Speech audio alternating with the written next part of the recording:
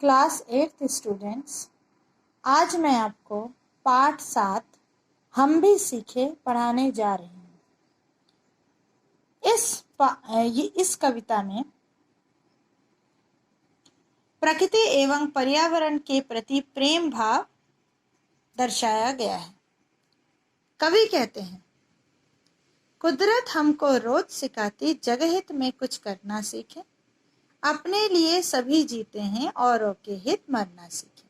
अर्थ, कुदरत प्रकृति हमें रोज सिखाती है। ये जो प्रकृति में जो भी कुछ है, पेड़ पौधे, सूरज, तारे, चांद, सभी हमें रोज कुछ ना कुछ सिखाते हैं। वो सिखाते क्या है कि हमें दूसरों के लिए, संसार के लिए करना चाहिए। अपने लिए तो सभी जीते हैं, अपने लिए तो सब करते हैं, लेकिन दूसरों के लिए करना ही असली कार्य होता है। सूरज हमें रोशनी देता, तारे शीतलता बरसाते, चांद बांटता अमृत सबको, बादल वर्षा जल दे जाते। सब हमें देते हैं। सूरज हमें क्या देता है? रोशनी। तारे शीतलता या ठंडापन। चांद अमृत, अमृत मीन्स रोशनी इतनी सुंदर कि चांद की रोशनी हमें लगता है कि अमृत बरस रहा है आसमान से। बादल पानी देते हैं। सब देते हैं हमको। जुगनू से जो थोड़ा थोड़ा अंधकार हम हरना सीखे। एक जुगनू, छोटा सा एक कीड़ा, लेकिन वह भी रोशनी जलाकर अंधेरे को दूर करने की कोशिश करता है। बिना अभिमान पेड़ देते हैं, बीज फूल फल ठंडी छाया, ये दधीची बनकर हर युग में न्यौछावर कर देते काया। पेड़ हमें बीज देते हैं, फूल देते हैं, फल देते हैं और ठंडी छाया भी देते हैं। और ये दधीची हैं। दधीची एक ऋषि का नाम है, जिनकी कहानी ऐसी थी कि उन्हें वक्रासुर का वध करने के लिए इंद्र को उनकी हड्डियों की आवश्यकता थी। मतलब वक्रासुर जो था वह बहुत बड़ा राक्षस था और वह उसका निधन नहीं हो रहा था। इंद्र परेशान हो चुके थे। तो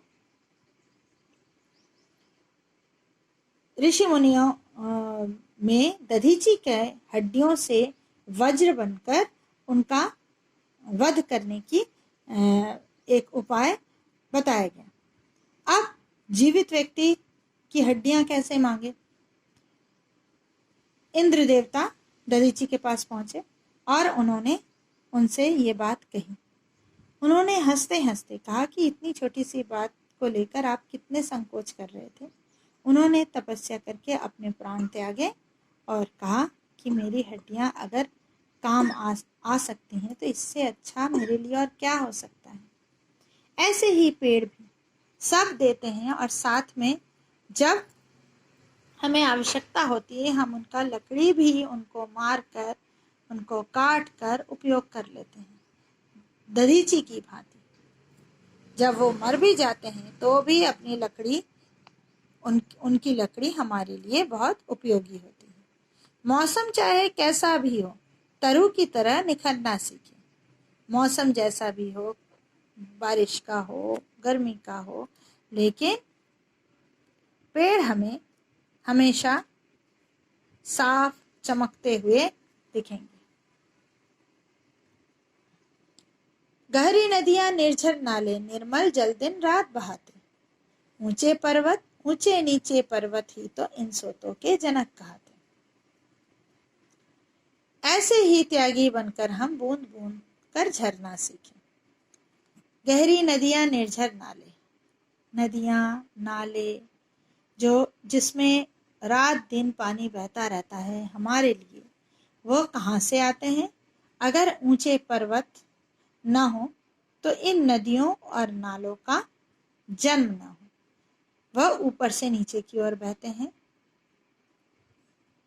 ये स्रोत कहाँ से आ रहे हैं? ऊंचे नीचे पर्वत उनके जनक हैं, उनके जन्मदाता हैं।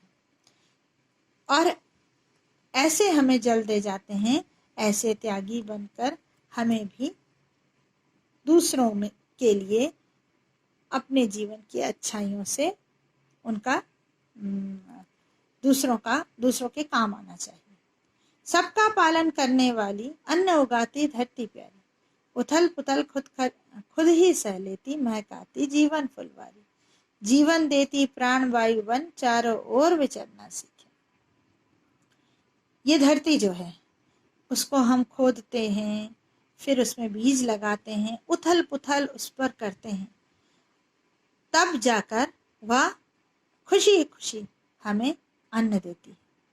वैसे ही हवा जो वायु है वो जो चलती है वह हमें प्राण देती है, जीवन देती है।